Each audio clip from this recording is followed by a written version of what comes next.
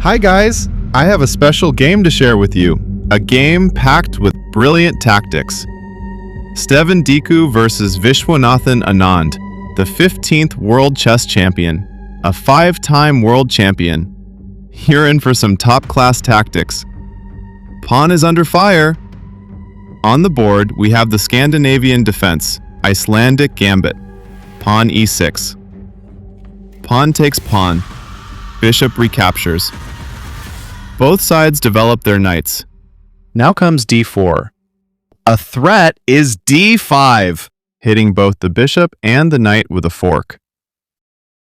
Anand gains a tempo with bishop to b4 check. If the knight blocks, then of course black responds with knight to e4, putting extra pressure on the knight on c3. So, bishop steps in to defend the king. Bishop takes bishop. Queen recaptures the bishop, still keeping an eye on d4. Watch out, d5 is coming soon. Black ignores it and plays queen to e7. What's the idea behind queen to e7? Okay, here white responds with queen to e3. Because if the pawn is pushed too early, this pawn is simply going to be lost for nothing. Discovered check. The knight could be the next target, or even the pawn on c4 could fall as well. Okay, queen e3. Knight tries to make the queen feel a bit uncomfortable. Queen retreats to e2. Because if it goes to e4, pawn would simply come forward and attack the queen. Okay, queen to e2, leaving the kingside bishop a bit cramped. Anand goes ahead and castles queenside, immediately putting pressure on d4 twice. White sticks to the plan, roasting both the bishop and the knight. Feel free to pause the video. What would you play here as black? Anand reacts with a top move, rook from h to e1. White's top move is knight to c3, the move of the game. And the question is, why doesn't white take the bishop?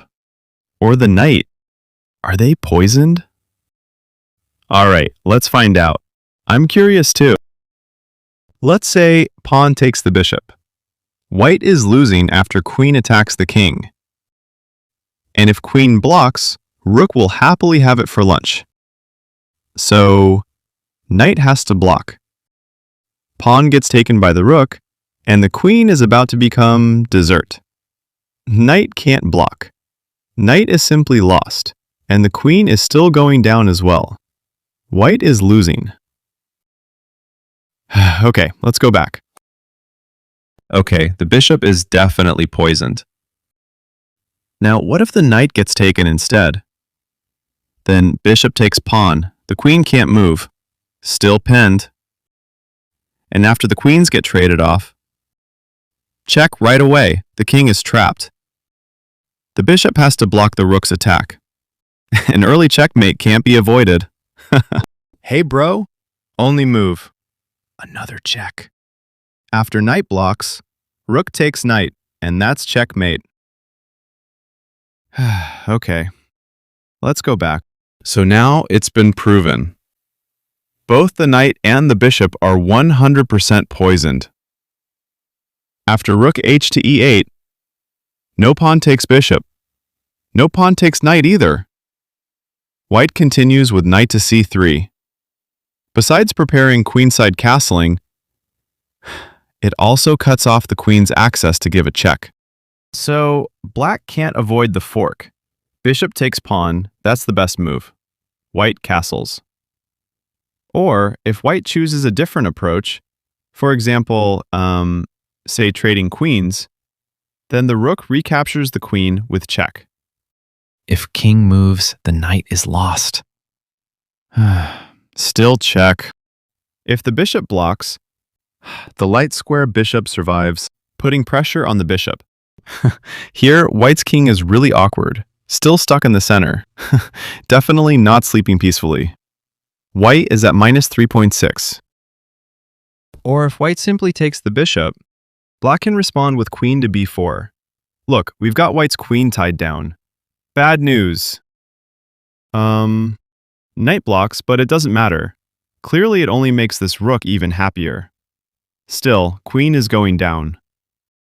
Okay, let's go back. Back to the actual game. After bishop takes pawn, no pawn takes the bishop. And there's no queen trade either. Instead, castle's queenside. Top move! Ah! And a series of exchanges happens very quickly. Knight is under attack. Rook takes rook. Knight recaptures. Queen moves and gives check. King to b1. And rook to e1, pinning both knight and bishop. White is losing here. After g-pawn goes to g3, queen on the side has a lot of pressure to deal with. Besides securing the rook, there's also the potential bishop going to the second diagonal, targeting the knight that's already pinned. And white's best move in this position, according to the engine, is bishop to e2, trapping the rook. But in reality, Team Black is still better here. Okay, rook takes rook, queen takes knight check, queen takes, bishop takes queen, still check. King moves. Look here, black is ahead in terms of material quality, and Stockfish gives white -5. Bishop still has to protect the knight. Bishop to f3, but it's going to be chased by the knight. King moves, defending the knight. Knight takes bishop. After pawn recaptures, rook starts picking up pawns one by one. Okay, white will have a hard time winning this position. The white knight will not be as fast as the black rook. So we should go back to the main game and just see what happens. No bishop to e2! Stefan Dicu continues with g3. Here comes knight to d4. Queen is under fire! Yes! The normal move, queen to d3. Question: what would be your last move here? After move 18, queen to g6. White resigns. Queen worked extremely hard throughout the game, through constant pressure, and in the end, it finally falls as well. If the game continues, queen is not allowed to take the queen. Rook takes knight, and it's game over. Good job, handsome.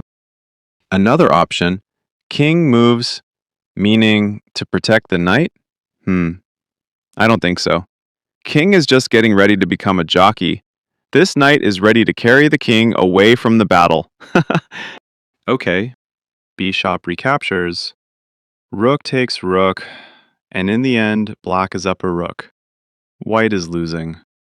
Knight can grab the pawn, a real threat, and the rook is ready to go around collecting snacks. Okay, a brilliant tactical display by the Indian world champion Viswanathan Anand. After queen to g6, move 18, white resigns. Icelandic Gambit, 93% accuracy. Absolutely incredible. Hope this inspires your chess games, and I hope it was useful. Support this channel. Subscribe, like, share, and drop a comment. Happy greetings. Stay motivated. See you in the next video. Thanks. Bye.